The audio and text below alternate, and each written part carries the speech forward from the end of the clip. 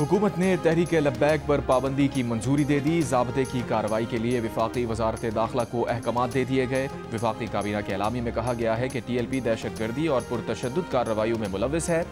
2016 से कायम इस तंजीम ने पूरे मुल्क में शरंगेजी को हवा दी। माजी में भी TLP के पुरतशद्दुद एहतजाजी जलसों और रैलियों में सिक्योरिटी एहलकार और बेगुनाह राहगीर जाँ बहक हुए। ज़राए के मुताबिक TLP पर पाबंदी का मामला वजारत कानून को भेजा जाएगा। वजारत कानून 15 दिन में सुप्रीम कोर्ट में रेफरेंस दायर करेगी। सुप्रीम कोर्ट से रेफरेंस की मंजूरी पर इलेक्शन कमीशन TLP को डी नोटिफाई करेगा और पाबंदी लगाई जाएगी।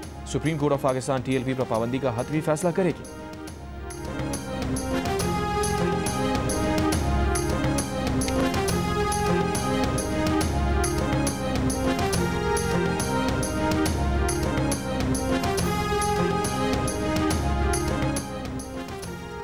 वज़ीर मुमलिकत बराए दाखिला तलाल चौधरी ने कहा है कि पहले हुकूमत ने पाबंदी लगाई तो इन्होंने लिख कर दिया कि आइंदा कानून की खिलाफ वर्जी नहीं होगी, लेकिन बाद में खिलाफ वर्जी की गई। तशद्दुद का रास्ता अपनाने वालों को सियासी हुकूक नहीं दिए जा सकते।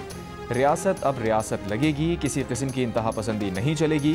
रिपोर्ट्स की रोशनी में हुकूमत के पास कलअदम करने के सिवा दूसरा कोई ऑप्शन नहीं था। दूसरे मरहले में इस तंजीम के असासों से मुताल्लिक कानूनी कार्रवाई होगी। ये तंजीम चंदे के नाम पर भत्ते लेती रही है। इदारे हुकूमत के फैसले के पीछे खड़े हैं। इस तंजीम से मुताल्लिक उनके 10 साल की रिपोर्ट्स ली हैं। बहुत शवाहिद मिले हैं। ये फैसला आगे बढ़ने के लिए किया गया है, अब पीछे नहीं हटा जाएगा।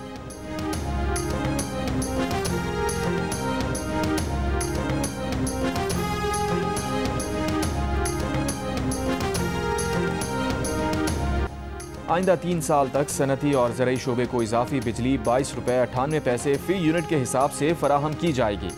वज़ीर आज़म शहबाज शरीफ ने सनत और किसानों के लिए पैकेज का ऐलान कर दिया। सनती और ज़रई शोबे के माहिरीन और कारोबारी बरादरी के वफ़द से मुलाकात में पैकेज का ऐलान करते हुए वज़ीर आज़म ने कहा, सनतों और किसानों को नवंबर 2025 से अक्टूबर 2028 तक रियायती कीमत पर इजाफी बिजली मिलेगी।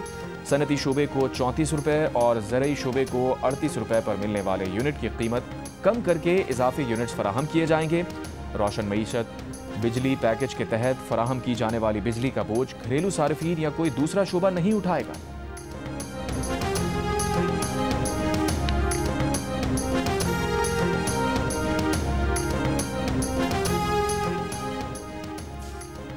IMF ने विफाक की जानिब से गंदम की कम अज़ कम इमदादी कीमत मुकर्रर करने पर एतराज़ कर दिया। वजारत खुराक को ख़त लिखकर गंदम पॉलिसी की तफसीलात मांग ली। ज़राए वजारत फूड का IMF के तहफ़्फ़ुज़ात दूर करने का दावा गलत फहमी का नतीजा करार दे दिया। IMF को जवाब दिया कि गंदम की इमदादी कीमत फिक्स नहीं की, समझने में गलती हुई है। इमदादी कीमत के बजाय दरामदी गंदम की कीमत का तखमीना लगाया गया है, जिसमें कराची और मुल्तान लाने के अखराजात शामिल किए गए। दरामदशुदा गंदम मुल्तान लाने पर अखराजात निकाल कर 3500 रुपये फ़ी मन कीमत का अंदाज़ा लगाया गया है। ज़राए के मुताबिक IMF के एतराज़ात वज़ीर आज़म हाउस के साथ भी शेयर किए गए।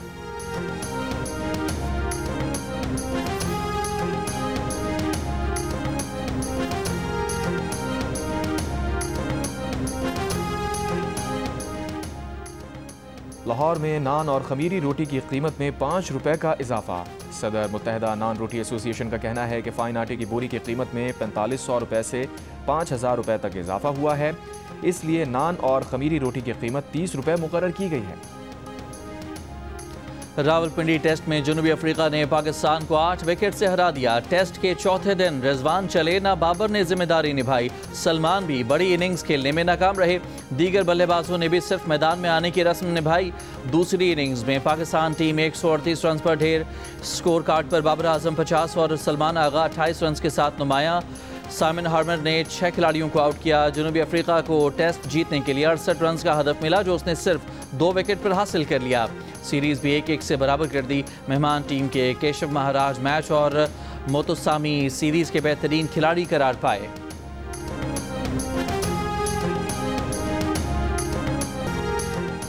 गवर्नर सिंध कामरान टिसोरी से नए डायरेक्टर जनरल नैब कराची शकील अहमद दुरानी की मुलाकात। गवर्नर सिंध ने नैब के किरदार को सराहते हुए हर मुमकिन ताउन की यकीन दहानी कराई। कहा कि नैब बदउनवानी के खात्मे और शफाफ तर्ज हुक्मरानी के फ़रोग में अहम किरदार अदा कर रहा है। बरतानिया के बादशाह चार्ल्स और मलिका की कैथोलिक मसीहियों के रूहानी पेशवा पोप लियूस से मुलाकात। वेटिकन में मुनाक़िद दुआई तकरीब में भी शिरकत।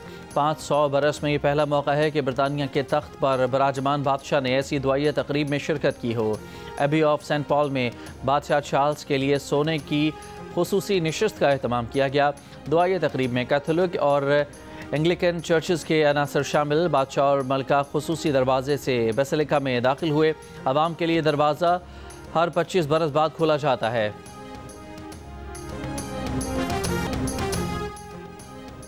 पाकिस्तान, सऊदी अरब, OIC और अरब लीग समेत इस्लामी ममालिक की इसराइली पार्लियामेंट में मगरबी किनारे पर कब्जे के बिल की मंजूरी की मजम्मत।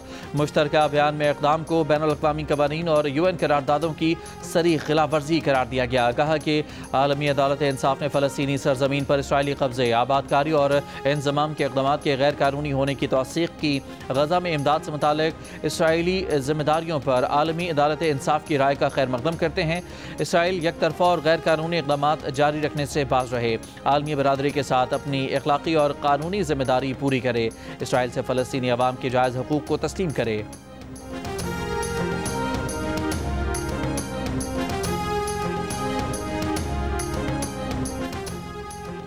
अमरीकी सदर डोनाल्ड ट्रंप ने मगरबी किनारे पर कब्जे का इसराइली मंसूबा मुस्तरद कर दिया। मौकर जरीदे टाइम्स को इंटरव्यू में कहा कि इसराइल ने यह कब्जा किया तो उसे आइंदा कोई अमरीकी हिमायत नहीं मिलेगी। इंटरव्यू में ट्रंप ने माना कि सारी दुनिया इसराइल के खिलाफ है। नेतन्याहू से कहा है कि वो इनफरादी जंग लड़ सकता है, सारी दुनिया से नहीं। ट्रंप ने बताया कि कतर पर इसराइली हमले ने उनका काम आसान किया। कतर पर हमले ने इसराइल पर वो दबाव बनाया कि जंग बंदी मुमकिन हुई। सदर ट्रंप ने उम्मीद जाहिर की कि सऊदी अरब साल के आखिर तक इब्राहिमी माहदे में शामिल हो जाएगा। ट्रंप ने जल्द गजा की पट्टी के दौरे की भी तवक्को जाहिर की। दूसरी जानिब गजा से मजीद 13 फ़लस्तीनियों की लाशें मिल गईं। फ़लस्तीनी महकमा सेहत के मुताबिक जंग बंदी के बाद से अब तक 499 फ़लस्तीनियों की लाशें मिल चुकी हैं।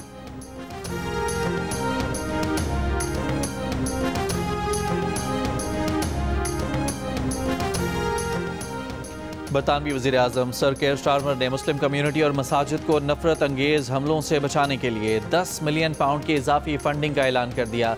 सर केयर स्टारमर ने वज़ीर दाखिला शबाना महमूद के साथ मशरकी ससेक्स की मस्जिद का दौरा किया।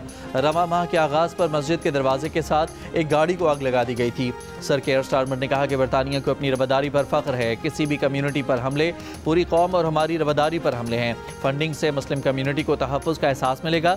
वज़ीर दाखिला शबाना महमूद ने कहा कि मस्जिद पर हमला खौफनाक जुर्म है जिसके तबाहकुन नताइज निकल सकते थे। पाकिस्तान में स्पोर्ट्स के मद्दाहों को मिलेगी दुनिया भर के खेलों की अब भरपूर कवरेज। पाकिस्तान का पहला स्पोर्ट्स चैनल अब English Premier League, Wimbledon, Formula E, World Squash Federation, PSA squash, Zimbabwe cricket और कराटे कॉम्बैट समेत कई आलमी इवेंट्स दिखाएगा। जियो सुपर और मारूफ डिजिटल स्ट्रीमिंग प्लेटफॉर्म माइको के दरमियान एक तारीखी मुआहदा हुआ है जिसके तहत दुनिया के तमाम अहम स्पोर्ट्स इवेंट्स माइको और जियो सुपर पर एक साथ नशर किए जाएंगे।